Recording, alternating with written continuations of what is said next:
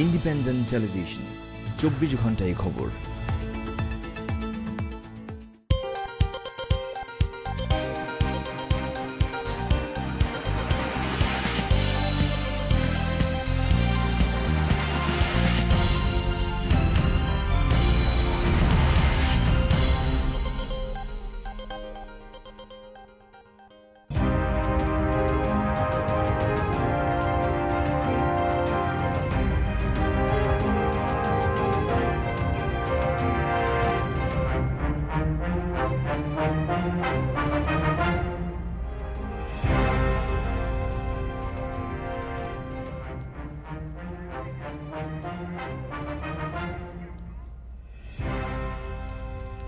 শিক্ষকদের মর্যাদা এবং স্বতন্ত্র বেতন কাঠামোর দাবিতে দীর্ঘদিন ধরে আন্দোলন করছেন শিক্ষকরা, কিন্তু নানান কারণে তারা আসলে এই আন্দোলনের সাফল্যের মুখ দেখছেন না। এই সাফল্য দেখতে না পারার পেছনে কি রয়েছে দলীয় রাজনীতি নাকি অন্য কিছু? এসব নিয়ে দেখছেন বাংলাদেশ এখন। আপনাদের সবাইকে স্বাগত জানাচ্ছি আমি সুলতানা রহমান। আর আমার সঙ্গে আজকে আলোচনার জন্য স্টুডিওতে আছেন ঢাকা বিশ্ববিদ্যালয়ের টেলিভিশন অ্যান্ড ফিল্ম স্টাডিজ বিভাগের চেয়ারম্যান ডক্টর শফিউল আলম ভূঁইয়া, আছেন সাপ্তাহিকের সম্পাদক গোলাম মুর্তজা এবং সুপ্রিম কোর্টের আইনজীবী ব্যারিস্টার শামীম হায়দার পাটোয়ারি। আপনাদের তিনজনকেই স্বাগত জানাচ্ছি। জনাব শফিউল আলম ভূঁইয়া, আপনার কাছে প্রথমে জানতে চাই যে কেন আপনারা এতদিন ধরে আন্দোলন করছেন? পে কমিশন ঘোষণা করা হয়েছে, তার আগের থেকে আপনারা আন্দোলন করছেন, কেন আসলে আপনারা আপনাদের দাবি পূরণ করতে পারছেন না? যেমন আমি প্রথমে আমাদের দাবিগুলো সম্পর্কে বলি যে আমাদের মূল দাবিগুলোর একটা হচ্ছে স্বতন্ত্র বেতন স্কেল। এটি যে আমাদের নতুন দাবি তা না, অনেক বছর ধরে কিন্তু আমরা দাবি করে আসছি। তারপরে আরেকটি দাবি হচ্ছে ঢাকা বিশ্ববিদ্যালয়ের স্বতন্ত্র মর্যাদা। তারপরে সাম্প্রতিক দাবি হচ্ছে আমাদের পে স্কেলে যে বৈষম্যর কথা আমরা বলেছি, অবনমনের বিষয়টি, সেটি। তারপরে হচ্ছে ওয়ারেন্ট অফ প্রেসিডেন্সে আমাদের অবস্থান। ওয়ারেন্ট অফ প্রেসিডেন্সে আমাদের অবস্থান যে নিচে, এটি কিন্তু আজকের থেকে না, অনেক দিন আগে থেকে। তো সাম্প্রতিককালে পে স্কেলের যে বৈষম্যটা হয়েছে সেইটা নিয়ে আমাদের শিক্ষকদের মধ্যে একটা ক্ষোভের সৃষ্টি হয়েছে। সেই আন্দোলনে এসেই বাকি জিনিসগুলো সম্পৃক্ত হয়েছে। তো এখন আমাদের আন্দোলন, আমরা হয়তো বলছি বা আপনারা মিডিয়াতে ওইভাবে রিপোর্ট করছেন, আমরা যদি আন্দোলন বলি, আন্দোলনটাকে যদি আমরা বিশ্লেষণ করি, আমরা কিন্তু কখনোই একেবারে সর্বাত্মক কর্মসূচি দিয়ে অন্যান্য রাজনৈতিক সংগঠন বা ছাত্র সংগঠন যেভাবে সবকিছু বন্ধ করে দিয়ে রাজপথে নেমে যায়, আমরা কিন্তু মনে করি না যে শিক্ষক রাজনীতির চেহারাটা ওই রকম হওয়া উচিত। তো আমরা যেটা করেছি, যখন পে স্কেলের পে কমিশনের রিপোর্টটা প্রথম পত্রিকায় এসছে, আমরা আমাদের শিক্ষক সমিতির নেতৃবৃন্দ, প্রেসিডেন্ট সেক্রেটারি বিবৃতি দিয়ে আমাদের আপত্তির কথা জানিয়েছি। তারপরে যখন পে কমিশন ঘোষণা হলো, তারপরেও আমরা কিন্তু বিবৃতি দিয়ে মানববন্ধন করে বিভিন্নভাবে জানিয়েছি। তো এখন তারপরে এসে আমরা আপনার 3 ঘন্টা করে কর্মবিরতি পালন করছি। আপনারা করছেন, কিন্তু যেই আপনারা শিক্ষামন্ত্রীর সঙ্গে সর্বশেষ বৈঠকও করেছেন, কিন্তু কাজের কাজ আপনাদের দাবি পূরণ করার জন্য সেই রকম সাড়া কি আপনারা পেয়েছেন? না, যেমন আমি বলি যে আমি যেটা বলছিলাম যে আমরা 3 ঘন্টা করে আপনার কর্মবিরতি পালন করেছি, তারপর 2 দিন আমরা পূর্ণ দিবস কর্মবিরতি পালন করেছি। এর মধ্যে পার্থক্যটা কোথায়?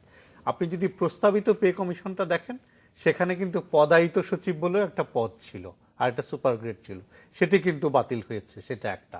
আরেকটা হচ্ছে যে আপনার ওই যে ৭৮,০০০ এসেছে শিক্ষকরা, ৭৮,০০০ স্যালারিটা পাবেন, কিন্তু আমাদের মর্যাদা, ওয়ারেন্ট অফ প্রেসিডেন্সির বিষয়ে কোনো সিদ্ধান্ত আসেনি। তো এখন যেভাবে, এটা তো রাষ্ট্রের দায়িত্ব যে শিক্ষকদেরকে রাজপথে নামতে হবে, কিন্তু আপনাদের দাবির সঙ্গে তো প্রধানমন্ত্রী কিন্তু একমত নন। তিনি যে সংবাদ সম্মেলনটি করেছেন, সেখানে কিন্তু তিনি বলেছেন যে শিক্ষকরা যথেষ্ট মর্যাদার সঙ্গে আছেন, তাদের বেতন ভাতা সুযোগ সুবিধা অন্যদের চেয়ে অনেক বেশি। কারণ হিসেবে তিনি ব্যাখ্যাও করেছেন যে শিক্ষকরা অন্য প্রতিষ্ঠানে চাকরি করার সুযোগ পান, যেটি আসলে সরকারি কর্মকর্তারা পান না। খুবই ভালো বিষয় একটি উত্থাপন করেছেন। সেটি হলো যে শিক্ষকরা অন্য জায়গায় কাজ করার সুযোগ পান। আমি যদি বলি যে আমার ঢাকা বিশ্ববিদ্যালয়কে আমি যদি উদাহরণ হিসেবে ধরি, আমাদের কত % শিক্ষক কাজ করার সুযোগ পান? এই যে আপনি যে প্রসঙ্গটি তুললেন, আর এটা কিন্তু সাংবাদিকদের একটা দায়িত্ব আছে, যে প্রধানমন্ত্রী যেটা বলেছিলেন সচিবদের সাথে সাংবাদিকদের একটা তুলনা, আপনারা করেন না সেই তুলনাগুলো। আমরা তো চাই যে ঢাকা বিশ্ববিদ্যালয়ে কত ভাগ শিক্ষক বাইরে কাজ করেন, আর সেইটা অনুমতি নিয়েই করেন, সেটা কিন্তু বিশ্ববিদ্যালয়ের নিয়মের মধ্যেই করেন। আর আরেকটা জিনিস হলো, আমার কিন্তু প্রশ্ন অন্য জায়গায়, যে আমি কিন্তু বাইরে গিয়ে কাজ করতে চাই না, আমাকে কেন বাইরে গিয়ে কাজ করতে হয় সেই প্রশ্নটাও কিন্তু করতে এই যে হবে। প্রধানমন্ত্রী এই যে বললেন যে বা অন্য জায়গায় কাজ আচ্ছা, করার সুযোগ পান, আমি একটু শেষ করে নিই এই জায়গাটায়, মানে নাহলে বক্তব্যটা ইনকমপ্লিট থেকে যাবে। আরেকটা জিনিস হলো যে আমার কাছে যেটা মনে হয়েছে প্রধানমন্ত্রীর বক্তব্য শুনে, আমার কাছে মনে হয়েছে আমরা যে কথাগুলো প্রধানমন্ত্রীকে বলতে চাই সেই কথাগুলোর অনেক কিছুই প্রধানমন্ত্রীর কাছে পৌঁছায়নি। কেন পৌঁছায়নি আমি বলি, ঢাকা বিশ্ববিদ্যালয়ের শিক্ষক সমিতির পক্ষ থেকে আমরা কিন্তু অনেকবার ওনার সাথে দেখা করার অ্যাপয়েন্টমেন্টের চেষ্টা করেছি। ওনার অফিসে গেলে কি যেন গোলমাল হয়ে যায়, ওই ওনার যে অফিসটা আছে সেখানে গেলে আর আমাদের অ্যাপয়েন্টমেন্টও যায় না। আপনারা লাল দল নীল দল কি কি দল আছে হ্যাঁ করেন, সেগুলি আসলে এগুলো হচ্ছে কি, এগুলো হচ্ছে এই ধরনের শব্দ ব্যবহার করে ইচ্ছাকৃত মেলাইন করা হয়। আমি বলি এটা স্বল্প জ্ঞান থেকে করা হয়। পৃথিবীর কোন বিশ্ববিদ্যালয় আছে যেখানে শিক্ষকরা রাজনীতি করেন না? আমি আপনার এই শোতে বলেছিলাম যে নম চমস্কিকে আমরা সবাই পূজনীয় মনে করি। কে নম চমস্কি? এমআইটির অধ্যাপক এবং অ্যাক্টিভিজমের জন্য সারা দুনিয়ায় আপনি একটা জায়গায় চমস্কি হচ্ছে যতটা না শিক্ষক তার চেয়ে উনি অনেক বেশি বিশ্লেষক হিসেবে পরিচিত, কিন্তু রাজনৈতিক বিশ্লেষক এবং রাজনৈতিক কর্মী চমস্কি। পাশাপাশি উনি কিন্তু এমআইটির অধ্যাপকও। তারপরে এরকম আরো অসংখ্য উদাহরণ আমি দিতে পারবো যে আপনার লেবার পার্টির সাথে কতজন অধ্যাপক জড়িত আছেন ব্রিটেনের বিভিন্ন বিশ্ববিদ্যালয়ে, আপনি একটু খোঁজ নিয়ে দেখেন। কনজারভেটিভ পার্টির সাথে আছেন, বা আমেরিকায় আসেন ডেমোক্রেটিক পার্টির সাথে আছেন, কনজারভেটিভ পার্টির সাথে আসেন। সমালোচনাটা কোন জায়গায় হওয়া উচিত? সমালোচনাটা হওয়া উচিত হলো আমি শিক্ষক হিসেবে ক্লাস নেই কিনা, আমি গবেষণা করি কিনা, বা আমার যে কোনো সিদ্ধান্ত আমি আমার ছাত্রকে আমার রাজনৈতিক সিদ্ধান্ত দ্বারা প্রভাবিত করি কিনা, যে অন্যায় কোনো সিদ্ধান্ত করি না, সেই জায়গায় সমালোচনাটা হওয়া উচিত। জি, যেমন গোলাম মুর্তজা, গতকাল আমরা দেখেছি জগন্নাথ বিশ্ববিদ্যালয়কে শিক্ষকদের ফেডারেশন থেকে বহিষ্কার করা হয়েছে। এখানে কি যদিও দলীয় শৃঙ্খলা ভঙ্গের অভিযোগে বহিষ্কার করা হয়েছে, কিন্তু এর সঙ্গে একটি স্বাধীনতার প্রশ্ন কি জড়িত নয়? হ্যাঁ, স্বাধীনতার সেই প্রশ্নের জায়গাতে আসার আগে আমার কয়েকটি জায়গাতে একটু পরিষ্কার করা দরকার যে আমরা একদম শুরু থেকে শিক্ষকদের এই পদমর্যাদাগত যে অবনতি ঘটানো হয়েছে সেই জায়গাটিতে একজন সংবাদকর্মী হিসেবে বা একজন বাংলাদেশের নাগরিক হিসেবে পরিপূর্ণভাবে শিক্ষকরা যে আন্দোলন করছেন সেই আন্দোলনটিকে সমর্থন করছি, যে তারা একদম শতভাগ সঠিকভাবে আন্দোলন করছেন। আন্দোলনে সাফল্য আসলো কি আসলো না, আপনি যে কথাটি বলছিলেন এতদিন আন্দোলন করছেন, দেখেন শিক্ষকরা হঠকারিতামূলক কোনো আন্দোলন করবেন, শিক্ষকরা রাস্তায় নেমে আসবেন, গাড়ি ভাঙচুর করবেন, রাস্তা অবরোধ করবেন, এরকম কোনো কিছু আমরা কেউ প্রত্যাশা করছি না। যদি সেই কাজটি করতেন তাহলে আমরাই সবচেয়ে বেশি সমালোচনা করতাম। আপনার সঙ্গে একটু যোগ করি, শিক্ষার্থীদের জিম্মি করাটাও কি আপনার এই বিষয়গুলোর মধ্যে আসে? আসছে ওই জায়গাটিতে, নিশ্চয়ই জিম্মি করাটাও ওই পর্যায়ের মধ্যেই পড়ে, এটি পড়ে, আমি সেই জায়গার আলোচনায় আসবো। আরেকটি বিষয় যে রাজনীতি করা এবং না করা, বিশ্ববিদ্যালয়ের যে আইন অনুযায়ী বিশ্ববিদ্যালয় চলে সেই আইন অনুযায়ী যেহেতু রাজনীতি করার মধ্যে কোনো সমস্যা নেই, সুতরাং শিক্ষকরা রাজনীতি করবেন না সেটাও বলার কোনো অবকাশ নেই। যেটা শফিউল ভাই খুব পরিষ্কার করে বলেছেন যে পৃথিবীর অধিকাংশ বিশ্ববিদ্যালয়ের শিক্ষকরা কোনো না কোনোভাবে রাজনীতির সঙ্গে সম্পৃক্ত। প্রশ্ন আসছে কোন জায়গা থেকে? প্রশ্ন আসছিল সেই জায়গাটিতে শিক্ষকরা রাজনীতি করেন মানে শিক্ষকরা একটা বিশেষ মত বা আদর্শকে সমর্থন করেন, কিন্তু সমর্থন করার পাশাপাশি তারা যেহেতু বিবেকবান মানুষ, সমাজের বিবেকবান মানুষ, তারা যে কোনো রকমের অন্যায়, অনৈতিকতা, অসততা তার বিরুদ্ধে একটা অবস্থান নেন, তার বিরুদ্ধে কথা বলেন। এখন সেই কাজটি যদি তিনি যে দলকে সমর্থন করেন, তিনি যে মতাদর্শ বিশ্বাস করেন সেই দলটির পক্ষ থেকেও করা হয়, স্বাভাবিকভাবে একজন নাগরিক হিসেবে আমি প্রত্যাশা করি যে বিশ্ববিদ্যালয়ের শিক্ষক সেই জায়গাটি নিয়ে কথা বলবেন। আমাদের শিক্ষকদের যে সমালোচনার জায়গাটি হচ্ছে সেই জায়গাটিতে এক ধরনের বিচ্যুতি ঘটেছে। সেটা যে এখন বিচ্যুতি ঘটেছে, আজকে বিচ্যুতি ঘটেছে, বিষয়টি তেমন নয়। এই বিচ্যুতিটা দীর্ঘ বছর ধরে চলছে, যেই কারণে তাদের একটি সমালোচনা। আপনি আরেকটু সময় দিলে আমি সময় দিব আপনাকে, আমাকে একটা ব্রেকে যেতে হবে। শফিউল আলম ভূঁইয়া যেমনটা বলছিলেন যে তারা চেষ্টা করেও প্রধানমন্ত্রী পর্যন্ত পৌঁছাতে পারেন না, কেন? এখানে আসলে তাদের যেই প্রতিনিধিত্ব, সেই প্রতিনিধিত্ব কি যথেষ্ট কার্যকর নয়? এই প্রশ্নের জবাবটি নিয়ে আমি ফিরবো, নিচ্ছে একটা ছোট্ট বিরতি, সঙ্গে থাকুন।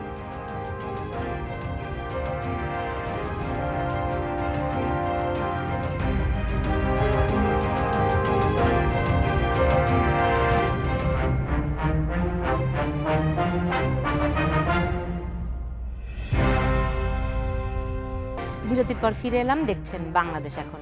যে গোলাম মুর্তজা, আপনার কাছে ছিলাম যে শিক্ষকদের যথেষ্ট পরিমাণ প্রতিনিধিত্বশীলতা আছে কিনা, যে কারণে তারা রাষ্ট্রের সর্বোচ্চ পর্যায়ে পর্যন্ত পৌঁছতে পারে। সেই সঙ্গে আরেকটি প্রশ্ন রাখতে চাই আমি, যে আপনার জগন্নাথ বিশ্ববিদ্যালয়ে যেই আন্দোলনের মানে যেই কর্মসূচির জন্য তাদেরকে বহিষ্কার করা হলো, এটি কি আসলে কি বলা যায়, এটা শুধুই কি শৃঙ্খলা ভঙ্গ? সংযোজনী দেই, তারা কিন্তু উদ্র করে না, নিয়েছে। আমি এখানে আসছি। তাদের অবস্থান অনড় থাকার কারণে, দাবি আদায়ে অনড় থাকার কারণে কি তাদেরকে এইটা করতে আমি আপনার এই প্রশ্নের জবাব দিব, হয়তো পরের অংশও দিতে পারি। আমি এখানে যে অংশটিকে শেষ করতে চাই, আমি যেটা বলেছিলাম শিক্ষকদের সমালোচনার জায়গাটাতে, যারা সমাজের যে অনেক অন্যায় বা অনৈতিক কর্মকাণ্ড ঘটে যাচ্ছে সেই জায়গাটিতে তাদের কাছে যে প্রত্যাশিত বক্তব্য, সেই বক্তব্যটি পাওয়া যাবে না। খুব সংক্ষেপে বলি, অন্যান্য বিশ্ববিদ্যালয়ের শিক্ষকরা যখন রাজনৈতিক সংগঠন, ছাত্র সংগঠন দ্বারা লাঞ্ছিত হচ্ছেন, প্রশ্নপত্র ফাঁসের অভিযোগে যখন আন্দোলন হচ্ছে, সেই সমস্ত জায়গাতে আমাদের এই শিক্ষকদের, বিশেষ করে ঢাকা বিশ্ববিদ্যালয়ের শিক্ষকদের, বিবেক হিসেবে যারা পরিচিত, তাদের ভূমিকা না দেখার কারণে তারা এক ধরনের সমালোচনা হচ্ছে। আন্দোলনের সাফল্যের কথা যেটা, এই জায়গাটিতে আমি শফিউল ভাইয়ের সঙ্গে খুব বারোভাবে দ্বিমত পোষণ করি। ওনারা বলছেন যে পদায়িত যে সচিব, সেই আন্দোলনের প্রেক্ষিতে ওই পদটির এখন আর নাই। আমার এই জায়গাটিতেই আপত্তি। সচিবদের সঙ্গে শিক্ষকদের কোনো অবস্থাতে, কোনো জায়গাতে, কোনো ফরম্যাটে আলোচনা বা মানে করে আলোচনা হতে পারে না। আপনি আমার সাথে কিন্তু দ্বিমত করছেন না, আমিও একমত। না, আপনি যে বললেন ওইটা থাকলো কি না থাকলো সেটার সঙ্গে কিছু যায় আসে না। ওয়ারেন্ট অফ প্রেসিডেন্সের সেই জায়গাটাতেই তো তারা মর্যাদাহীন মনে করছে, যেহেতু একটি রেওয়াজ, যেহেতু একটি রেওয়াজ চলে আসছিল, সেই জায়গাতে যেহেতু একটি বিচ্যুতি ঘটেছে, সেই কারণে করাটা স্বাভাবিক। কিন্তু এখন শিক্ষকদের যে দাবি, স্বতন্ত্র বেতন স্কেলটি যদি করা হয়, তাহলে সব সমস্যার সমাধান এই জায়গাটিতে হয়ে যায়, এই জায়গাটিতে। আর আপনি যে কথাটি বলছিলেন, সময় থাকলে এই পর্যায়ে সেইখানের জবাবের জায়গায় অনর অবস্থানের কারণেই কি আসলে জগন্নাথ বিশ্ববিদ্যালয়কে আসলে একটা ওদের ফেডারেশন থেকে বের করে দেওয়া হলো? ফেডারেশন থেকে বের করে দেওয়ার, এখানে যদি আপনি ফেডারেশনে থাকেন, যদি আপনি আইনের মধ্যে থাকেন, তাহলে আপনাকে আইন মানতে হয়, এটি একটি ব্যাপার। আবার একই সঙ্গে এটি বলা যায় যে এখন ফেডারেশনের মধ্যে থাকলো, এখন ফেডারেশনের কথার সঙ্গে দ্বিমত পোষণ করে যদি তারা একটি সিদ্ধান্ত নেয়, তাদেরকে যদি বাধ্য করা হয়, তাহলে আবার এখানে গণতন্ত্রের প্রসঙ্গ আসে। সুতরাং এই জায়গাটিতে এক ধরনের আলোচনা এবং সমালোচনার ব্যাপার রয়ে গেছে। শামীম হায়দার পাটোয়ারি, আপনার কাছে কি মনে হয় যে আমাদের বিশ্ববিদ্যালয়ের শিক্ষকদের ফেডারেশনগুলোর মধ্যে সেই ধরনের ততখানি গণতান্ত্রিক ব্যবস্থা আছে যেখানে আসলে দ্বিমত পোষণ করার সুযোগ ওই প্ল্যাটফর্মের ভিতরেই আছে? শফিউল আলম ভাই, এই প্রশ্ন উত্তর আপনার কাছ থেকেও নিব। আমি একটু শামীম হায়দার পাটোয়ারির কাছে প্রথমে একটা বিষয় হচ্ছে, অবশ্যই দাবিটি যৌক্তিক, তবে আপনি কিভাবে দাবিটা আদায় করবেন এটাও যৌক্তিক হতে হবে। এখন আওয়ামী লীগের মতো শক্তিশালী একটি দল আন্দোলন বলতে যেটাকে বোঝে, মানে যে জিনিসগুলো করলে একটা সিদ্ধান্ত রিকনসিডার করার প্রয়োজন মনে করে সরকার, শিক্ষকদের পক্ষে তো বাস্তব অর্থে সেটা করা সম্ভব না। গাড়ি ভাঙচুর উচিত না, সেটা সম্ভব না। ওনারা যেটা কারোর জন্যই উচিত নয়। ওনারা যেটা করছেন নিয়মতান্ত্রিক উপায় দীর্ঘদিন ধরে করে যাচ্ছেন, কিন্তু সেটা আলোকপাত করা হচ্ছে না। তবে আলোকপাত করা হচ্ছে না বলে ভর্তি ইচ্ছু নতুন শিক্ষার্থী যারা মাত্র এইচএসসি পাস করলো, ওরা তো আর কোনোভাবে এই সিদ্ধান্তের জন্য দায়ী না, এটা সরকারের সিদ্ধান্ত। তো সেখান থেকে অবশ্যই ডেফিনেটলি তাদেরকে কোনোভাবে সাফার না করানোটা শিক্ষকদের মহৎ পেশার একটি মহৎ অংশ হিসাবে আমি মনে করি। আরেকটা যেটা কম্পেয়ার হচ্ছে, যেটা আমি মুর্তজার সাথে সম্পূর্ণরূপে একমত, কম্পেয়ার হওয়ার এখানে কোনো সুযোগই নেই। আর ওয়ারেন্ট অফ প্রেসিডেন্ট নিয়ে সবাই বলছেন, আমি আইনজীবী হিসেবে জানি এটা কোনো আইনও না, এটা একটা sitting arrangement, just sitting arrangement. এটা দিয়ে একটা রেওয়াজ, এটা দিয়ে কারো সম্মান বাড়েও না। কেন একজন সচিব কি তার স্কুল শিক্ষককে স্যার বলবে না? অবশ্যই স্যার বলবে। আর উনি যদি বলে আমি ওয়ারেন্ট প্রেসিডেন্টের 3 নম্বরে আছি, আপনি 19 নম্বরে আছেন, আপনাকে আমি স্যার বলবো না, এটা তো ম্যাচ করে না। আরেকটি জিনিস কিন্তু আমরা ভুলে যাচ্ছি, এন্ট্রি পয়েন্ট। শিক্ষক হচ্ছেন কারা? সভাপতি বিশ্ববিদ্যালয়ের ফার্স্ট, সেকেন্ড, থার্ড, যারা সাধারণত বিসিএস পরীক্ষা দেন না। আর অন্য যে ক্যাডারগুলোর কথা আমরা, বিশ্ববিদ্যালয়ের ফার্স্ট, সেকেন্ড, থার্ড, যারা সাধারণত বিসিএস পরীক্ষা দেন না। আর অন্য যে ক্যাডারগুলোর কথা আমরা বলছি, যারা তাদের থেকে উপরে উঠে যাচ্ছেন, তারা কিন্তু ওই ফার্স্ট, সেকেন্ড, থার্ডের মধ্যে কিছু আছেন, কিন্তু মেজরিটি অংশই কিন্তু ওই ফার্স্ট, সেকেন্ড, থার্ডের মধ্যে না। তাহলে সবচেয়ে মেধাবী অংশটা যে জায়গাটায় যাচ্ছে, আর অনেকগুলো অপশন বাদ দিয়ে, তাকে তো অবশ্যই আপনাকে এক্সট্রাভাবে রেওয়ার্ড করতেই হবে। পৃথিবীর সব দেশেই করা হচ্ছে। মালয়েশিয়াতে যারা বিশ্ববিদ্যালয়ের শিক্ষক, সেটা কি এখন আছে? কোনটা? ওই যে এক্সট্রা ভাবে একটু আলাদা করে, সেটা তো নাই। কিন্তু তাহলে আমি যে প্রশ্নটা রেখেছিলাম যে আপনাদের শিক্ষকদের যেই সংগঠনগুলো আছে, যে ফেডারেশনগুলো আছে, সেখানে আসলে ওপেনলি খুব ফ্রিলি মতামত দেওয়ার সুযোগ আছে কিনা? একটু ক্লিয়ার হওয়া দরকার। ফেডারেশন হচ্ছে একটি, রাইট, আর প্রত্যেক বিশ্ববিদ্যালয় হচ্ছে শিক্ষক সমিতি, যেগুলো হচ্ছে শিক্ষকদের নির্বাচিত বডি, ট্রেড ইউনিয়ন। এখন জগন্নাথের বেলায় কি হয়েছিল? জগন্নাথের বেলায় হচ্ছে জগন্নাথের শিক্ষক সমিতি মনে করেছে যে তাদের আন্দোলন করতে গেলে পরীক্ষা টরীক্ষা বন্ধ করে দিয়ে সামগ্রিক অর্থে আন্দোলন করতে হবে, এটা কিন্তু ফেডারেশনের সিদ্ধান্ত ছিল না। আপনি যখন ফেডারেশনের সদস্য হবেন, ফেডারেশনের নিয়ম কানুন আছে, ফেডারেশনের রুলস এন্ড রেগুলেশন আছে, এবং ফেডারেশনের মিটিংয়ে কিন্তু সবাই তর্ক বিতর্ক করেন গণতান্ত্রিক। আমি শেষ করি, গণতান্ত্রিকভাবে সিদ্ধান্ত হয়। এখন সেই গণতান্ত্রিক সিদ্ধান্তের ধার না ধরে আপনি গিয়ে ঘোষণা করে দিলেন যে আমি ভর্তি পরীক্ষা নিব না, কালকের থেকে সব বন্ধ করে দিব। তো এইটা ধরেন আমি ফেডারেশনকে প্রতিনিধিত্ব করি না, কারণ আমি ঢাকা বিশ্ববিদ্যালয়ের শিক্ষক সমিতিকে প্রতিনিধিত্ব করি। আজকে আমাদের শিক্ষকদের একটা জরুরি সাধারণ সভা ছিল, মানে এখন তো আগামীকাল হয়ে গেছে, গত সন্ধ্যায় ছিল। সেখানে কিন্তু আমরা স্পষ্টভাবে বলেছি যে ছাত্রছাত্রীদেরকে জিম্মি করে কোনো ধরনের আন্দোলন অন্তত ঢাকা বিশ্ববিদ্যালয়ের শিক্ষক সমিতি করবে না। আমরা কিন্তু কালকে আমাদের ভর্তি পরীক্ষা যথাযথভাবে নিব, এবং আমরা জগন্নাথকে সাধুবাদ জানিয়েছি তারা যে তাদের সিদ্ধান্ত পুনর্বিবেচনা করেছে। কারণ ওই যে আজকে লক্ষ লক্ষ শিক্ষার্থী, তাদের জীবনের স্বপ্ন হচ্ছে তারা বিশ্ববিদ্যালয়ে পড়বে, মেডিকেলে পড়বে, বুয়েটে পড়বে, সেরকম একটা পরিস্থিতিতে আমি একজন শিক্ষক হিসেবে তাদের ভর্তি পরীক্ষা বন্ধ করে দিব আমার দাবি দেওয়ার জন্য, এই বিষয়ে আমি অন্তত একমত না। একইভাবে আমাদের ফেডারেশনের নেতৃত্ব মনে করেছেন যে জগন্নাথ এই কাজটি ঠিক করেনি। সেই কারণে আমি প্রশ্নটি রেখেছিলাম, যখন ফেডারেশন, তো আমি ধারণা করে নিচ্ছি যে সব সমিতিগুলোর সঙ্গে আলাপ আলোচনার ভিত্তিতে সব ফেডারেশনটা গঠিত হয়েছে সকল বিশ্ববিদ্যালয়ের শিক্ষক সমিতির সভাপতি ও সাধারণ সম্পাদকের সমন্বয়। রাইট, সেখানে কি তারা আসলে তাদের মতামতটি প্রকাশ করতে পেরেছিল কিনা, পারে কিনা, কিংবা এই যে তারা যে বিচ্ছিন্নভাবে একটি কর্মসূচি দিল, সেই কর্মসূচি দেওয়ার আগে তারা কি এই ফেডারেশনে যে সেন্ট্রাল কমিটির কথা আপনি বলছেন সেখানে তারা আলোচনা করেছিল কিনা? আমার যতদূর জানি আমি আলোচনা করেনি, কারণ হচ্ছে যে এটা যেটা হয়েছে কি, আমি উত্তরটি নিব, আমি একটা ব্রেক থেকে আসি, আমাকে একটা বিরতি নিতে হচ্ছে, ফিরছে একটু পরেই।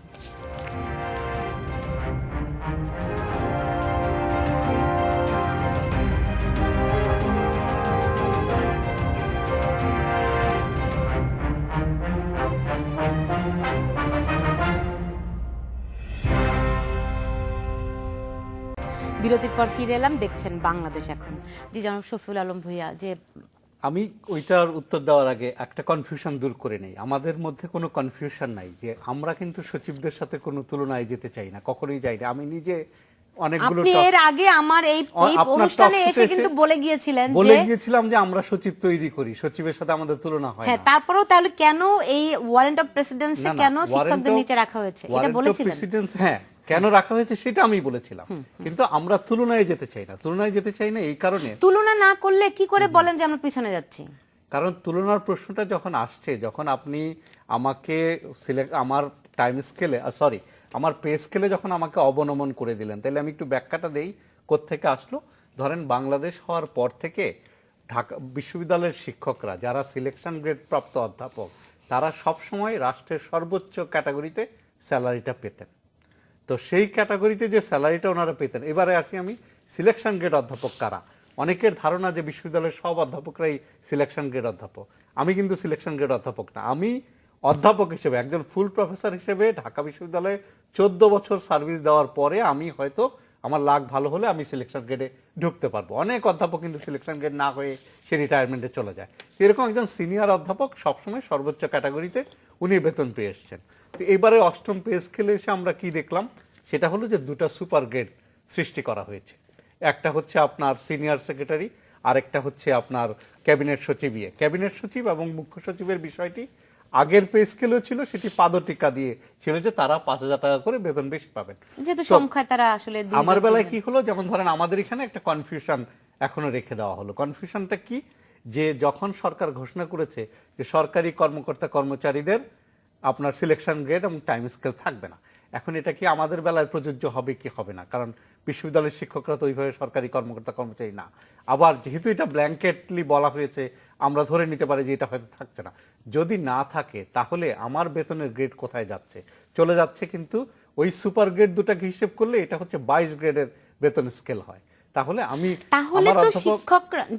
শেষ করি, আমি যদি শেষ না করতে পারি তাহলে কিন্তু কনফিউশন রয়ে যাবে। তাইলে আমার সবচেয়ে সিনিয়র অধ্যাপক যাচ্ছেন আপনার 3 নম্বর গ্রেডে, আর যে নতুন অধ্যাপক হচ্ছেন, অধ্যাপকরা থাকছেন 5 নম্বর গ্রেডে। আমার কিন্তু আর ওই 1 নম্বর গ্রেডে যাওয়ার আর সুযোগ থাকছে না। কিন্তু আপনি দেখেন, একজন যখন বিসিএস ক্যাডারে একজন জয়েন করেন, আর আমরা যখন শিক্ষকতা জয়েন করি এন্ট্রি পজিশনটা কিন্তু সেম, কিন্তু একজন উপরে অনেক উপরে উঠে যাচ্ছেন, আরেকজনের উপরে ওঠার সুযোগ থাকছে না, এটা একটা বৈষম্য হয়ে যাচ্ছে। তো এই বৈষম্য থেকে প্রশ্ন এসে দেখা গেল যে ওয়ারেন্ট অফ প্রিসিডেন্সের বিষয়টা কেন এসেছে এই কারণে যে সিলেকশন গ্রেড অধ্যাপকেরা কিছু কিছু রাষ্ট্রীয় সম্মান পান। যেমন ধরেন আপনি যখন এয়ারপোর্টে যাবেন, আপনি এই আলোচনাগুলো কিন্তু অনেক হয়েছে, হ্যাঁ, right. এই আলোচনাগুলো যেহেতু কিন্তু উনি- অনেক উনি হয়েছে। তুলেছেন, আমাদের যেটা এখানে আমি আর কিছু clear গুরুত্বপূর্ণ করছি। বিষয় বলা যে যাচ্ছে। আমি শেষ করি হ্যাঁ। যে আপনি ভিআইপি লাউঞ্জ ব্যবহার করার সুযোগ পান, রাষ্ট্রীয় আচার অনুষ্ঠানে যাওয়ার জন্য আপনি পান, কিন্তু সিলেকশন গ্রেড যদি না থাকে তাহলে এই বিষয়গুলো আসবে না। আর আপনি ওয়ারেন্ট অফ প্রিসিডেন্স আরেকটা ভয়ঙ্কর জিনিস কি জানেন, সেটা হলো যে একটা গণতান্ত্রিক রাষ্ট্রে এমপিরা তো অনেক উপরে থাকার কথা। আপনি দেখেন ওয়ারেন্ট অফ প্রেসিডেন্স এমপিরাও কিন্তু সচিবদের অনেক নিচে রয়েছে। আমি যে ইয়েটা ছিল যে মানে শফিউল আলম ভূঁইয়া যে বিষয়গুলি তুললেন, এগুলি আসলে গ্রেডের বিষয়। গ্রেডের সঙ্গে মর্যাদার কি সম্পর্ক, এইটা একটি প্রশ্ন। সেই সঙ্গে আসলে শিক্ষকের মর্যাদা শুধুমাত্র গ্রেড দিয়ে হয় কি? এইখানেই এটি সবচেয়ে গুরুত্বপূর্ণ প্রশ্ন, যে শিক্ষকরা আন্দোলন করছেন মূলত মর্যাদার জন্য। শিক্ষক, তাহলে তো একজন শিক্ষক contradictory হয়ে গেল। না কন্ট্রাডিক্টরি নয়। একজন শিক্ষক উনি আগে যে টাকা বেতন পেতেন, এখন বেতন বৃদ্ধি হওয়ার কারণে নিঃসন্দেহে ওনার জীবনযাপন আরো সচ্ছলতা আসবে। সেই হয়তো অন্যের চেয়ে একটু কম, কিন্তু সেটি কিন্তু মূল বিষয় নয়। মূল বিষয়টি হচ্ছে মর্যাদার। এখন মর্যাদার জায়গাটিতে আমার এখানে প্রশ্ন শিক্ষকদের। ধরেন মর্যাদার জায়গাটিতে অর্থমন্ত্রী যখন কথা বলছেন তখন তাদের মর্যাদায় আঘাত লাগছে, তারা তীব্রভাবে প্রতিক্রিয়া ব্যক্ত করেন। মাননীয় প্রধানমন্ত্রী কি বললেন, প্রধানমন্ত্রী যে কয়েকটি কথা বললেন, সেই কথাগুলোর খুব সুনির্দিষ্ট করে আমি বলছি না প্রধানমন্ত্রীর বিরুদ্ধে যুদ্ধ করতে হবে, আমি বলছি না হটকারী কোনো রাজনীতি করতে হবে, কিন্তু প্রধানমন্ত্রী যে অভিযোগগুলো আনলেন সেই অভিযোগগুলোর তো একটা সুনির্দিষ্ট জবাব থাকা দরকার ছিল। সাংবাদিকদের উপরে এই দায়িত্বটা দিলে হবে না। আমি একজন ক্ষুদ্র সংবাদকর্মী হিসেবে বিষয়টি লিখেছি যে কত পার্সেন্ট শিক্ষক অন্যত্র চাকরি করেন। আমি খোঁজ করতে গিয়ে দেখেছি যে ঢাকার 5 থেকে 10%-এর বেশি শিক্ষক অন্যত্র কাজ করেন না। ঢাকার বাইরের 1 থেকে 3%-এর বেশি শিক্ষক অন্যত্র কাজ করেন না পাবলিক বিশ্ববিদ্যালয়ের। কিন্তু প্রধানমন্ত্রী কিন্তু বলেছেন যে চাকরি করেন। প্রধানমন্ত্রীর বক্তব্য যারা শুনেছেন, দেশের মানুষ মনে করবেন যে উনি থেকে শুরু করে যারা আছেন তারা সবাই অন্যত্র চাকরি করেন। অর্থাৎ মর্যাদার জায়গাটিতে যদি ঠিক রাখতে হতো তাহলে এই জায়গাটিতে তাদের কথা বলা দরকার ছিল। মাননীয় প্রধানমন্ত্রী যেটা বলেছেন যে ওনাদেরকে অনেক বেশি দিয়ে দিয়েছি, আরো কমানো দরকার ছিল, এটা তো শিক্ষকদের জন্য অত্যন্ত অমর্যাদাকর একটি বক্তব্য। আমি আবারও বলি যে এই অমর্যাদাকর বক্তব্যের শিক্ষকদের পক্ষ থেকে একটা মর্মাহত হয়েছেন, কান্নাকাটি করেছেন, দুঃখ পেয়েছেন, সেটা মর্মাহত আমিও হয়েছি। আমার শিক্ষককে নিয়ে যদি এরকম কথা বলা হয় সেই মর্মাহত আপনিও হয়েছেন, কিন্তু সেই মর্মাহত নয়। শিক্ষকদের জায়গা থেকে তো একটা জোরালো বলতে আমি বলছি না যে প্রধানমন্ত্রীকে অসম্মান করতে হবে, সঠিক তথ্যটি দিয়ে বক্তব্য তো থাকতে হবে। আপনার এই জায়গাটিতে বক্তব্য নাই, অর্থাৎ আপনি যে মর্যাদার জন্য আন্দোলন করছেন এই মর্যাদার জায়গাটিতে আপনি নিজেকে অক্ষুণ্ণ রাখতে পারছেন না। আরেকটি জায়গা হচ্ছে যে এই আন্দোলনের আপনি সাফল্য ব্যর্থতার কথা যদি বলতে যান, এই আন্দোলনটির একটি জায়গায় দুর্বলতা তৈরি হয়েছে যে শিক্ষকদের কিছু আচরণগত কারণে, আচরণগত মানে অনেক দিনের আচরণগত কারণে সার্বজনীন গ্রহণযোগ্যতার ক্ষেত্রে সাধারণ জনমানুষের সমর্থন বা ছাত্র সংগঠনের সমর্থন বা বিশ্ববিদ্যালয়ের ছাত্রছাত্রীদের সমর্থনের জায়গাটিতে এক ধরনের প্রশ্ন তৈরি হয়েছে। তার কারণ হচ্ছে সমাজে যে অবক্ষয়গুলো ঘটে যাচ্ছে, সমাজে যে অনৈতিকতাগুলো ঘটে যাচ্ছে, ছাত্ররা আন্দোলন করছে, সেটা ব্যাট বিরোধী আন্দোলন, প্রশ্নপত্র ফাঁস বিরোধী আন্দোলন, অন্য বিশ্ববিদ্যালয় কলেজের শিক্ষক অধ্যক্ষরা লাঞ্ছিত হবার যে অত্যন্ত অনৈতিক অন্যায় কর্মকাণ্ড,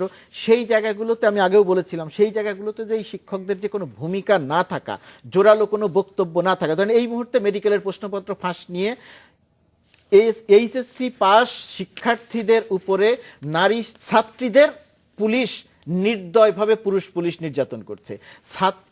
একজন ছাত্রের দুই পাশ থেকে 2 জন পুলিশ ধরে রেখেছে, আর 2 জন পুলিশ রাইফেলের বাট দিয়ে তার ঘাড়ে আঘাত করছে। ছাত্ররা শুয়ে পড়ে আন্দোলন করছে, বুট দিয়ে তার মাথায় লাথি মারছে।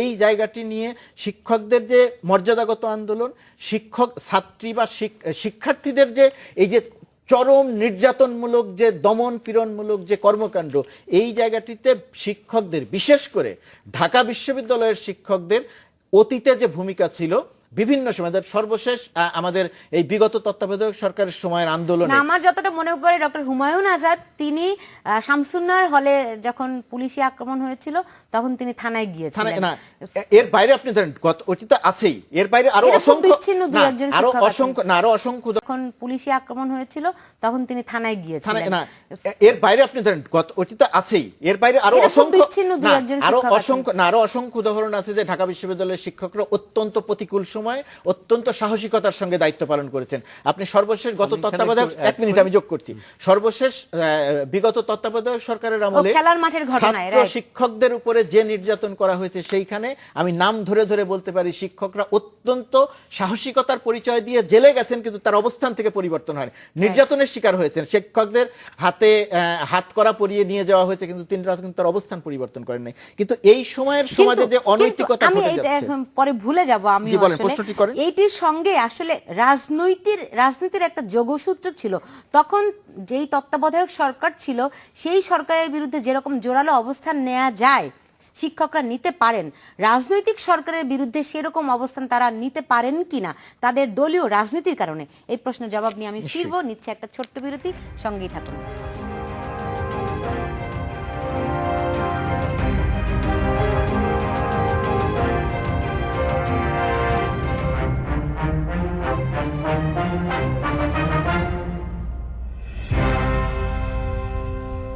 বিরতির পর ফিরে এলাম, দেখছেন বাংলাদেশ এখন। জি, আমি প্রশ্ন রেখেছিলাম যে রাজনৈতিক সরকারের কারণে, কিংবা যদি বলি যে শিক্ষকদের রাজনীতিতে সম্পৃক্ত থাকার কারণেই কি তারা আসলে রাজনৈতিক সরকারের কাছ থেকে তাদের দাবি দাওয়া আদায় করতে পারে না?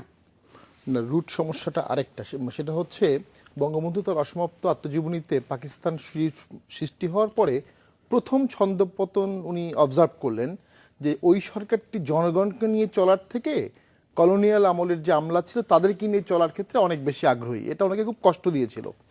ওই ট্রেডিশনটা এখনো চলছে এবং সরকারের মনে হচ্ছে যে যাদেরকে তুষ্ট করাটা, অনেকগুলো সংক্ষুব্ধ সেক্টর তার সামনে আছে। যেমন এখন সরকার ভাবছে শিক্ষকদের দাবি মেনে নিলে এরপরে হয়তোবা আমলারা আন্দোলন করবে, তখন আমাদের আরো বেশি ক্ষতি হবে।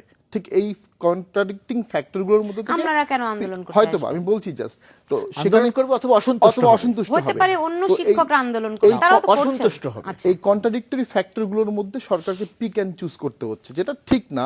এক্ষেত্রে অবশ্যই একটা উদার এবং ওয়াইড অ্যাপ্রোচ রাখা অত্যন্ত প্রয়োজনীয়। আর শিক্ষকদের রাজনীতি পৃথিবীর সব দেশেই হয়েছে। আপনার যে অনেকগুলো উদাহরণ দেওয়া হলো, তারপরে হার্ভার্ড ইউনিভার্সিটির বিখ্যাত প্রফেসর, পৃথিবীর সর্বকালের সর্বশ্রেষ্ঠ ডিপ্লোম্যাট, আমেরিকান ফরেন মিনিস্টার ছিলেন, সবচেয়ে নামকরা পৃথিবীর, I can't recall his name, anyway, তো উনি নিজেও তো হার্ভার্ড ইউনিভার্সিটির প্রফেসর ছিলেন, সেখান থেকে হেনরি কিসিঞ্জার, এক্স্যাক্টলি। তো ওনার নামটি তো সবার আগে চলে আসে।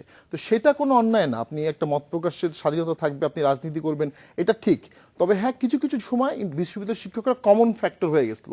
90 সময় একটা বড় রাজনীতি করা আর দলীয় আনুগত্য দুটার মধ্যে তো তফাৎ আছে আসলে। আমি বলি, আপনার আপনার অনেকগুলো বিষয় আছে, হ্যাঁ। মর্তুজা ভাই অনেকগুলো বিষয় উত্থাপন করেছিলেন। প্রথম কথা হলো যে উনি জানতে চেয়েছিলেন যে আমরা উত্তর দিয়েছিলাম কিনা। আমাদের নেতৃবৃন্দ কিন্তু শিক্ষামন্ত্রীর কাছে জমা দিয়েছেন যে আমাদের কত ভাগ শিক্ষক বা কি অবস্থায় আমরা আছি, যে উনি নিজেই কিন্তু লিখেছেন, বা আমিও বলি যে আমাদের হাতে গোনা কিছু শিক্ষক, তাও ঢাকা বিশ্ববিদ্যালয়ের সব বিভাগের না, অল্প কিছু বিভাগের কিছু শিক্ষক প্রাইভেট ইউনিভার্সিটিতে পড়াতে যান। ঢাকার বাইরের সংখ্যা আরো অনেক কম। ঢাকার বাইরের সংখ্যা আরো অনেক তাদের কম। সুযোগই কম। যে প্রশ্নটা আমি করেছিলাম যে এই শিক্ষকদেরকে কেন প্রাইভেট বিশ্ববিদ্যালয়ে যেতে হয়, যে হাতে গোনা কয়েকজন যে যান, আপনি তো শুনলে অবাক হবেন। আমার একজন লেকচারার বিশ্ববিদ্যালয়ে যোগ দেন, সবচেয়ে মেধাবী ছেলেটি, তার বেতন কত সর্বসাকুল্যে কোনোদিন জানতে চেয়েছেন? তার বেতন সর্বসাকুল্যে 20,000 টাকার মতো। এবার বলেন সে কি প্রাইভেট ইউনিভার্সিটিতে যাবে না যদি আপনি তাকে করবে কিনা তার অর্থনৈতিক অবস্থার উন্নয়নের জন্য? তারপরে সেটা যাওয়া কি অন্যায়? সেটা কিন্তু রাষ্ট্রের নিয়মের মধ্যে আছে, আমার বিশ্ববিদ্যালয়ের নিয়মের মধ্যে আছে, পারমিশন নিয়ে যেতে হয়। তারপরে পাশাপাশি আরেকটা প্রশ্ন, এই যে প্রাইভেট ইউনিভার্সিটিগুলো যে সৃষ্টি হয়েছে, আজকে বিশ্ববিদ্যালয়, পাবলিক বিশ্ববিদ্যালয়ের শিক্ষকরা যদি না যায়, সেগুলোর শিক্ষার মানের কি অবস্থা হবে? সেগুলো চালাবে কারা? সেই প্রশ্ন একটা। এটাও কিন্তু এক ধরনের কন্ট্রিবিউশন শিক্ষকরা করে। পাশাপাশি যে বিশ্ববিদ্যালয়ের শিক্ষকদের সম্পর্কে মর্তুজা ভাই যেটা বললেন, বিভিন্ন ক্রাইসিসে রাষ্ট্র যদি এখনো কোনো সংকটে পড়ে, যে উদাহরণগুলো উনি দিয়েছেন সবগুলো সামরিক শাসন আমলে, যেই সময় সামরিক শাসনের জাতাকলে রাষ্ট্র নিষ্পেষিত হয়েছে, আমরা দাঁড়িয়েছি। আর ওই যে প্রশ্নপত্র ফাঁসের যে অভিযোগের বিষয়টি বললেন, আমি নিজে টেলিভিশনে কথা বলেছি এই বিষয় নিয়ে। তো আমরা যে না, ভূমিকা আপনি রাখছি একজন না, শিক্ষক বিচ্ছিন্নভাবে আপনি হ্যাঁ, অনেক কিছুর সঙ্গে যে- সহমত পোষণ করতে হ্যাঁ। পারেন, কিন্তু মানে সাংগঠনিকভাবে আমি শেষ শিক্ষকদের করি। ফোরাম আমি থেকে সেটাই করা বলেছি, আর আমি সেটাই মনে ব্যক্তিগতভাবে করেছি। করা। আমি শেষ করি, সেটা হলো তারপরে উনি বলেছেন যে ছাত্রদের সমর্থন, ছাত্র সংগঠনগুলো না, সমর্থন। ধরেন জাহাঙ্গীর আপনার শাহজালাল বিজ্ঞান ও প্রযুক্তি বিশ্ববিদ্যালয়ে যখন শিক্ষকরা লাঞ্ছিত হলেন, ঢাকা বিশ্ববিদ্যালয়ের শিক্ষকদের তেমন কোনো প্রতিক্রিয়া দেখলাম না। আরো অনেকগুলো জায়গাতে এরকম ঘটনা ঘটেছে। হ্যাঁ, যেমন কখনো সর্বক্ষেত্রে কিন্তু প্রতিক্রিয়া ব্যক্ত করাটাও একটা মুশকিল, যখন শিক্ষকদের দুই গ্রুপের মধ্যে যখন দ্বন্দ্ব হয়। আপনি জানেন যে সিলেটে যেটা হয়েছে, শিক্ষকদের দুই গ্রুপের মধ্যে কিন্তু- ছাত্ররা লাঞ্ছিত করেছে। হ্যাঁ, কিন্তু এক গ্রুপের শিক্ষক প্রশ্রয় করেছে। ইয়াসমিন হককে লাঞ্ছিত করেছে এক ছাত্ররা, এক গ্রুপের প্রশ্রয় কিন্তু করেছে। ছাত্রলীগ লাঞ্ছিত তো করেছে। সেটাতে আমরা কেউ কেউ কিন্তু আমাদের না, মত আমি ব্যক্ত করেছি। ব্যক্তির কথা বলছি আচ্ছা, না, আমি বলছি তারপরে আমি বলি সামগ্রিকভাবে। যে উনি ছাত্র সংগঠনগুলোর অংশগ্রহণের কথা বলেছেন। আমরা কিন্তু সচেতনভাবে ছাত্রদের অংশগ্রহণটা চাই না, কারণ এটা শিক্ষকদের আন্দোলন। আর সমর্থনের কথা বলছেন, এই যে আজকে যে টকশোতে কথা বলছি, আমাদের আন্দোলনের শুরুতে কিন্তু মর্তুজা ভাইদেরও সমর্থন ছিল না, আপনাদের সমর্থন ছিল না। এখন আপনাদের সকলের না সমর্থন না, আছে আমাদের সমর্থন সবসময় না ছিল। না, প্রথম দিকে আমরা কিন্তু একদম প্রথম দিকে ছিল। মিডিয়া কভারেজ ওইভাবে আমরা পাই। সেটা আলাদা ব্যাপার। এখন কিন্তু সমর্থন এখন ছিল। কিন্তু আপনাদের সকলের সমর্থন আছে, দেশবাসীর সমর্থন আছে। আর ছাত্র সংগঠনগুলো, ছাত্ররা কিন্তু অনেকবার আমাদের কাছে জানতে চেয়েছে, স্যার আপনাদের পাশে এসে আমরা দাঁড়াই। আমরা বলেছি যে না, তোমরা তোমাদের এইখানে- ক্লাসরুমে থাকো, আমরা এখানে আমি আমাদের আপনাকে একটা শিক্ষকদের তথ্য দিয়ে আন্দোলন- সহায়তা করি। হ্যাঁ। দেখেন, এই আপনি যেটা বললেন সমর্থন একদম শুরু থেকে ছিল। এখানে আমি শফিল ভাইকে হেল্প করছি। যে একটি অভিযোগ এসেছে যে শিক্ষকরা অন্যত্র চাকরি করেন, এই অভিযোগটা যতখানি না সত্যি তার চেয়ে বড়ভাবে এসেছে। এখন সচিবদের সঙ্গে যে কোনো রকমের তুলনার আমি বিরুদ্ধে বলতে, সচিবদের সমান হতে চান তাইলে তাদের চাকরির বয়স কমাতে হবে, অনেক কথা বলেছেন। শিক্ষকদের বিরুদ্ধে অন্যত্র চাকরি করার অভিযোগ আছে। ঢাকা বিশ্ববিদ্যালয়ের বা অন্য বিশ্ববিদ্যালয়ের, পাবলিক বিশ্ববিদ্যালয়ের কয়জন শিক্ষকের বিরুদ্ধে অভিযোগ আছে যে তিনি দুর্নীতি করেছেন, তিনি অসততা করে গাড়ি বাড়ি কিনেছেন, বিদেশে টাকা জমা করেছেন, তিনি ভুয়া সেই রকম সার্টিফিকেট দিয়ে, অসততা শেষ করি। না থাকুক, না, জি। ভুয়া না, সার্টিফিকেট না, দিয়ে আপনি তিনি চাকরি যখন এই নিয়েছেন। প্রশ্নটি তুলছেনই, সেই রকম দুর্নীতির অভিযোগ না থাকুক, কিন্তু ক্লাস না নেয়া এটা এক ধরনের দুর্নীতির মধ্যে পড়ে। দিনের পর দিন না না, সেটা বলেন আপনি, সেটা কতজন? দেখার লোক আছে। নিঃসন্দেহে অল্প না, না, সংখ্যক। সেটা দেখার লোক দুর্নীতি তো থাকাও- ঢালাওভাবে না, কেউ না, করে না। সেটা এটার দেখতে বিরুদ্ধে হবে। ব্যবস্থা নিচ্ছি আমার কিনা কথাটা আমরা? শেষ হলো না, আমার কথাটা শেষ হচ্ছে। আমি যে জায়গাতে বলতে চাইছিলাম, আপনি যারা সচিবদের সঙ্গে তুলনা করছেন, তাহলে শিক্ষকদের অসততা আর দুর্নীতি আর সচিবদের অসততা আর দুর্নীতি, আমি তাদেরকে দুর্নীতিবাজ বলছি না, কিন্তু ধরেন এই যে সার্টিফিকেট কেলেঙ্কারি, এটা কি কোনো শিক্ষক করেছে? সচিবরা তো করেছে। সুতরাং আপনি কারোর সঙ্গে তুলনা করলে ওই ইট মাটলে পাটকেল খাওয়ার মতো অবস্থা তৈরি করে লাভ নেই, তাতে আরো বিতর্ক তৈরি হবে। আচ্ছা। শিক্ষকরা একটা মর্যাদার কারণেই শিক্ষকরা মূলত এই পেশায় আসেন। সুতরাং আমাদের সবার দায়িত্ব, রাষ্ট্রের দায়িত্ব তাদের মর্যাদাটা অক্ষুণ্ণ রাখা। আর এখানে আমার যে শিক্ষকদের নিয়ে সমালোচনার যে জায়গাটিতে আমি যেটা লিখেছি, যেটা এর আগেও আলোচনা হচ্ছে, সেটি হচ্ছে এই মর্যাদার জায়গাটাতে উনাদের অনেক বেশি সচেতন থাকা প্রত্যাশিত। আসলে তাহলে যেমন শিক্ষকরা কতখানি সচেতন, আমাকে আরেকটু অ্যাড করি এখানে। মর্তুজা ভাই যেটা বললেন, সেটার সাথে আমি সচিবদের সাথে তুলনায় যাব না। আপনি খোঁজ নিয়ে দেখেন, অনেক সচিব বিশ্ববিদ্যালয়গুলোতে পড়ান, অনেক সচিব কনসালটেন্সি করেন। না, বেসরকারি বিশ্ববিদ্যালয়ে পড়া হ্যাঁ, তারা। public এবং এর মধ্যে কোনো বিশ্ববিদ্যালয়ে অপরাধের পড়া। কিছু এখানে নেই আরেকটু তো। অ্যাড করি, আইনে একটা অ্যামেন্ডমেন্ট আনা হয়েছিল যে সচিবরা প্রভিসি বা ট্রেজারারও হতে পারবে ইউনিভার্সিটির আফটার রিটায়ারমেন্ট। না, তাহলে শিক্ষকরা তাদের মর্যাদার ব্যাপারে কতখানি সচেতন, এই ব্যাপারটি একটুখানি শতভাগ ক্লারিফাই করা সচেতন। দরকার। না, এই শতভাগ জায়গাটিতেই- সচেতন হলে কিভাবে? তাহলে প্রশ্ন তো এখন আসছে যে শিক্ষকরা তাদের কিভাবে মান উন্নত করা যায় সেই ব্যাপারে তারা আন্দোলন করেন না, শিক্ষকরা তাদের গবেষণার জন্য আন্দোলন করেন সবকিছু না, কিন্তু আন্দোলনের বিষয় না। দাবি উত্থাপন সেভাবে করে না, করেন নিজের- না। যদি যে- আন্দোলন নিজেদের দাবি, নিজেদের মর্যাদা হারানোর সময় আন্দোলন করেন, অন্য সময় কথা বলবেন না। সেটা বলবো। বুঝায়। এই প্রশ্নের জবাব নিয়ে আমি ফিরবো, নিচ্ছে একটা বিরতি, সঙ্গেই থাকুন।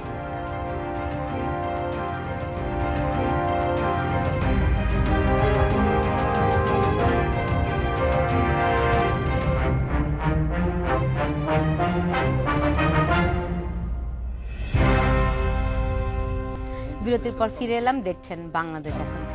জনাব শফিউল আলম, শিক্ষকরা তাদের মর্যাদার বিষয়ে আসলে আপনি বলছিলেন যে শতভাগ সচেতন, কিন্তু সেটি কি মানে সর্বক্ষেত্রে সত্য কিনা? এখন ধরেন আপনার আলোচনায় তো অনেক বিষয় এসেছে, শতভাগ তো সচেতন অবশ্যই। আপনি কিছু কিছু বিষয় এনেছেন যে আমাদের বিরুদ্ধে মাঝে মাঝে অভিযোগ ওঠে।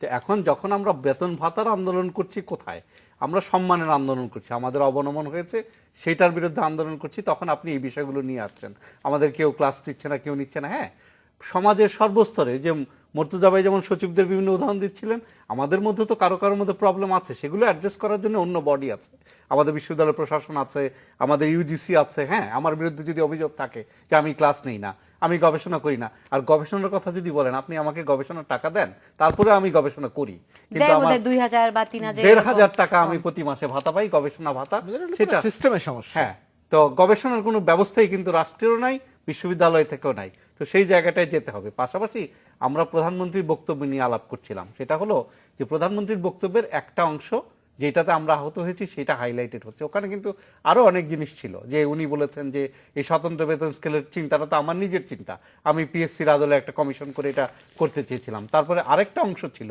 সেটা হচ্ছে যে মন্ত্রিপরিষদ কমিটি গঠিত হয়েছে, সেই কমিটি কাজ করুক। তো আমরা বেদনাহত হওয়ার পাশাপাশি একজন প্রধানমন্ত্রীকে, রাষ্ট্রের যিনি অভিভাবক, বিশেষ করে এই প্রধানমন্ত্রীকে যদি ওনার একটা স্টেটমেন্টের আলোকে বিশ্লেষণ করি, তাহলে বোধহয় একটু অবিচার করা হবে। কেন? কারণ এই যে আজকে যে বিশ্ববিদ্যালয়ের শিক্ষকরা যে 65 বছর চাকরি করেন, সেটা কিন্তু এই প্রধানমন্ত্রীর প্রথম আমলে করা। তারপরে আজকে ঢাকা বিশ্ববিদ্যালয়ে কিন্তু 500 কোটি টাকার মতো উন্নয়ন কাজ হয়েছে। তো পাশাপাশি মর্মাহত হওয়ার কথা বলার পাশাপাশি, ওনার ক্ষেত্রে জবাব দেওয়ার পাশাপাশি আমাদের এই কন্ট্রিবিউশনগুলোও কিন্তু মাথায় রাখতে হবে, মাথায় রেখে তারপরে আমাদেরকে আলোচনাটা করতে হবে। তো আমরা অবশ্যই যে আমাদের যে জিনিসটা বললেন যে আমরা আমাদের মর্যাদার ব্যাপারে সচেতন, হ্যাঁ, কোথাও কোথাও তো আমাদের ল্যাপস আছে, সেইগুলো আমরা অন্যভাবে অ্যাড্রেস করতে চাই। আমি কিন্তু নিজে বলেছি, আমাদের সমিতির পক্ষ থেকেও কিন্তু বলা হয়েছে যে আমাদের শিক্ষকদের মান বৃদ্ধির জন্য, শিক্ষকের মান বৃদ্ধির জন্য, শিক্ষা ব্যবস্থা সংস্কারের জন্য যে কোনো প্রস্তাবকে আমরা স্বাগত জানাই। অনেক গোলাপ মুর্তজা, শিক্ষকরা যে এই শিক্ষার্থীদের জিম্মি করে তাদের আন্দোলন না করার যে সিদ্ধান্তটি নিয়েছেন, এটি তো নিঃসন্দেহে প্রশংসাযোগ্য। যদিও তারা 1 তারিখ থেকে লাগাতার কর্মসূচিতে যাওয়ার ঘোষণা দিয়ে রেখেছেন। এখন পর্যন্ত শিক্ষকরা যে প্রক্রিয়াতে আন্দোলন করছেন, এই পুরো প্রক্রিয়াটাই সমর্থনযোগ্য। এই জায়গাটিতে কোনো রকম কোনো সমস্যা নাই। সমস্যা হয়েছে, আমি আবারও যে কথা বলছি, যে মূলত তো মর্যাদার জন্য আন্দোলন, মূলত তো মর্যাদার জায়গাতে সমস্যা করা হয়েছে, সেই কারণে আন্দোলন। তো এই জায়গাটিতে শিক্ষকদের মর্যাদাটা অক্ষুণ্ণ রাখার জন্য সমাজের সব মানুষের কাছে যেন মর্যাদা থাকে, শুধু কাগজে কলমের মর্যাদা নয়, সাধারণ মানুষ থেকে শুরু করে ছাত্র ছাত্রী, অভিভাবক, তাদের কাছে যেন মর্যাদা থাকে, ওই মর্যাদার জায়গাটিতে যেন হানি না ঘটে। এটা আমি এক এক করে এখন ব্যাখ্যা দেওয়ার সময় নাই, সেটা দিবও না, কিন্তু সেই যে জায়গাগুলোতে যে বিচ্যুতি ঘটেছে, এখন ঘটছে, সেই জায়গাগুলোতে প্রত্যাশা যে শিক্ষকরা সচেতন থাকবেন। অন্য যে কারো মর্যাদাহানি করা, অন্য কাজ করার শিক্ষকদের করা তো একেবারে টোটালি আলাদা, সব মানুষ সেভাবেই দেখে। তো শিক্ষকদেরও ওই জায়গাটার প্রতি শিক্ষকদেরও সচেতনতা। কিন্তু আমরা তো আসলে আমাদের যখন দাবি দাওয়াটি থাকে, সেটি যখন বাস্তবায়ন হয়ে যায় কিংবা আমরা যখন পেয়ে যাই, তখন আর এগুলি কিন্তু আর মনে থাকে না। আপনি দেখেন এই বেসরকারি বিশ্ববিদ্যালয়ের শিক্ষার্থীরা যে আন্দোলন করলো, তাদের দাবি দাওয়া পূরণ হলো, কিন্তু তারপরে তারা বলেছিল, প্রতিশ্রুতি কিন্তু তারা এক ধরনের দিয়ে রেখেছিল যে তারা তাদের বিশ্ববিদ্যালয়ের মান উন্নয়নের জন্য তারা এটি ছাত্রছাত্রীদের কাজ নয়, এটি ছাত্রছাত্রীদের কাজ না। তারা সোচ্চার হবে, তারা সোচ্চার হবে না, এটা তাদের সোচ্চার, যদি তারা বলে থাকে তাহলে এটা ভুল বলেছিল। তাদের সোচ্চার হওয়া উচিত নয়, তাদের সোচ্চার হোক, এই বিষয়ে আমাদের বা সরকারের উৎসাহিত করা উচিত না। কাজটি সরকারের কাজ সরকারকে করতে হবে। আর ছাত্রছাত্রীদের কাজ আন্দোলন সংগ্রাম না করলে দাবি উত্থাপন না। তাহলে তো এখন আমার বুদ্ধি হবে বা আমাদের প্রত্যাশা থাকবে ঢাকা বিশ্ববিদ্যালয়ের শিক্ষকরা কালকে পরীক্ষা টরীক্ষা সব বন্ধ করে দিক, 7 দিনের মধ্যে সরকার সব দাবি মেনে নিতে বাধ্য হবে। এখন কি আমি সেটাকে সমর্থন করব? এখন বেসরকারি বিশ্ববিদ্যালয়ের এই ঢাকা শহরে 2-3 লক্ষ বেসরকারি বিশ্ববিদ্যালয়ের ছাত্রছাত্রী আছেন, তারা যদি মনে করে যে কালকে যদি আবার আন্দোলন শুরু করে, এটা তো একটা হঠকারীমূলক কাজ হবে। তারা আন্দোলন করেছে, ভ্যাট বিরোধী আন্দোলন করে দাবিটি আদায় করেছে। এখন সরকারের দায়িত্ব বেসরকারি বিশ্ববিদ্যালয়ে কোথায় কোথায় অনিয়ম আছে, কোথায় কোথায় তাদের কাছ থেকে বেশি অর্থ নেওয়া হয়, কোথায় কোথায় তাদেরকে এক ধরনের নির্যাতনমূলক অবস্থা করা, আর্থিক নির্যাতন করা হয়, সেটি দেখার দায়িত্ব সরকারের। সেটা সরকার দেখবে, সেটা ইউজিসি দেখবে, সেটা শিক্ষা মন্ত্রণালয় দেখবে, এটা ছাত্রছাত্রীরা দেখবে না। সেটি দেখবে আর দেখা উচিত। এটা কিন্তু ইউজিসিরও দায়িত্ব আছে এখানে, এটা দেখা উচিত, এবং বিশ্ববিদ্যালয়গুলোর নিজেদেরও দায়িত্ব আছে যে শিক্ষার মান, এটা দেখা উচিত। সেটা আসলে কতখানি দেখবে সে নিয়ে আসলে আমি আশাবাদী নই, কিন্তু দেখা উচিত বলছি। ছাত্রছাত্রীদের আন্দোলন করা উচিত নয়, আর যদি আন্দোলন করতে বলেন তাহলে তো একটা অরাজকতা তৈরি হবে। জি জনাব, কি বলে, মানে আপনি পুরো ওভারঅল সবকিছু মিলিয়ে, মানে সব সময় সবকিছুকে আমরা, মানে যেটা করা উচিত সেটা করা সম্ভব হয়ে ওঠে কিনা? না, এখানে বেসরকারি বিশ্ববিদ্যালয়ে যেটি আসলো, এটি ছাত্রদের আন্দোলনের মাধ্যমে তাদেরকে কারেকশন হতে হবে, এটি একটি কমপ্লিটলি রং অ্যাপ্রোচ, এবং কারেকশনটা সেলফ কারেকশনই হবে, এবং একটা কম্পিটিশন আছে কিন্তু বেসরকারি বিশ্ববিদ্যালয়ের মধ্যে, বেসরকারি বিশ্ববিদ্যালয়ের সাথে পাবলিক ইউনিভার্সিটির এই কম্পিটিশনে অটোমেটিক্যালি তারা সেলফ কারেকশন হবে এবং তারা গ্লোবাল কম্পিটিশনও একসময় চলে যাবে। সো আপনি সব কিছু যে আন্দোলনের মাধ্যমে করতে হবে তা না, আন্দোলন করলে যেটি হবে ওদের যে একটা নিজস্ব টাইম শিডিউল মেনটেন করছে, তারা যে একটি স্ট্রিক্ট শিডিউল মেনটেন করছে সেটি ব্যাহত হবে, সেটা না। আর শিক্ষকদের আন্দোলন নিয়ে আমি যেটি বলছি, বাংলাদেশে দুর্ভাগ্যক্রমে হোক আর সৌভাগ্যক্রমে হোক, ক্ষমতার পিরামিডে একটিমাত্র পদ, সেই পদ থেকে আশ্বাস না পাওয়া পর্যন্ত কোনো সমস্যার সমাধান হবে না। সেই পদ থেকে আমরা আশা করব তাদের দাবি দেওয়ার বিষয়ে সেই আশ্বাস তারা পাবেন, তারা তাদের আমার সময় শেষ। আমি সেটা হলো যে আপনি তো শিক্ষকদের অনেক সমালোচনা করেছেন। আমি শেষ করি। আপনি যখন ছাত্রী ছিলেন ঢাকা বিশ্ববিদ্যালয়ে সেশন জ্যাম ছিল, তাই না? এখন কিন্তু ঢাকা বিশ্ববিদ্যালয়ে সেশন জ্যাম বলে কি জিনিস সেটা নেই।